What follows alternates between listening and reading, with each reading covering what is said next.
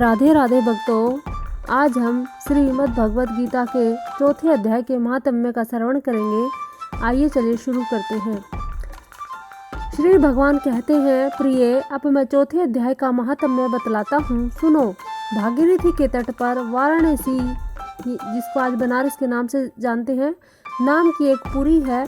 वहाँ विश्वनाथ जी के मंदिर में भरत नाम के एक योगनिष्ठ महात्मा रहते थे, जो प्रतिदिन आत्मचिंतन में तत्पर हो आदरपूर्वक गीता के चतुर्थ अध्याय का पाठ किया करते थे। उसके अभ्यास से उनका अंतःकरण निर्मल हो गया था। वे शीत उष्ण आदि द्वंद्वों से कभी व्यथित नहीं होते थे। एक समय की बात है, वे तपोधन नगर की सीमा में स्थित देवताओं का दर्शन करने की इच्छा से भ्रमण करते हुए नगर से बाहर निकल गए। वहाँ एक बेर के 2 वृक्ष थे। उन्हीं की जड़ में वे विश्राम करने लगे। एक वृक्ष की जड़ में उन्होंने अपना मस्तक रखा था, दूसरे वृक्ष के मूल में उनका एक पैर टिका हुआ था।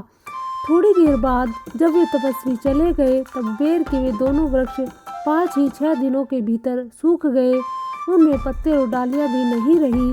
तत्पश्चात वे दोनों वृक्ष कहीं ब्राह्मणों के पवित्र गृह में 2 कन्याओं के रूप में उत्पन्न हुए। वे दोनों कन्याएं जब बढ़कर 7 वर्ष की हो गई, तब एक दिन उन्होंने दूर देश से घूमकर आते हुए भरत मुनि को देखा। उन्हें देखते ही वे दोनों उनके चरणों में पड़ गई और मीठी वाणी में बोली, मुने, आपकी ही कृपा से हम दोनों का उद्धार हुआ है। हमने बेर की योनि त्याग कर मानव शरीर प्राप्त किया है। उनके इस प्रकार कहने पर मुनि को बड़ा विस्मय हुआ। उन्होंने पूछा, पुत्रियों, मैंने कब और किस साधन से तुम्हें मुक्त किया था? साथ ही यह भी बताओ कि तुम्हारे बेर के वृक्ष होने में क्या कारण था, क्योंकि इस विषय में मुझे कुछ भी ज्ञात नहीं है। तब वे कन्याएं पहले उन्हें अपने बेर हो जाने का कारण बतलाती हुई बोली, मुने, गोदावरी नदी के तट पर छिन्न पाप नाम का एक उत्तम तीर्थ है, जो मनुष्यों को पुण्य प्रदान करने वाला है। वह पावनता की चरम सीमा पर पहुंचा हुआ है। उस तीर्थ में सत्यतपा नाम के एक तपस्वी बड़ी कठोर तपस्या कर रहे थे। वे ग्रीष्म ऋतु में प्रज्वलित अग्नियों के बीच में बैठते थे। वर्षा काल में जल की धाराओं से उनके मस्तक के बाल सदा भीगे ही रहते थे तथा जाड़े के समय जल में निवास करने के कारण उनके शरीर में हमेशा रोंगटे खड़े रहते थे। वे बाहर भीतर से सदा शुद्ध रहते, समय पर तपस्या करते और मन और इंद्रियों को संयम में रखते हुए परम शांति को प्राप्त करके आत्मा में ही रमण करते थे। वे अपनी विद्वता के द्वारा जैसा व्याख्यान करते थे, उसे सुनने के लिए साक्षात ब्रह्मा जी भी प्रतिदिन उनके पास उपस्थित होते और प्रश्न करते थे। ब्रह्मा जी के साथ उनका संकोच नहीं रह गया था, अतः उनके आने पर भी वे सदा तपस्या में मग्न रहते थे।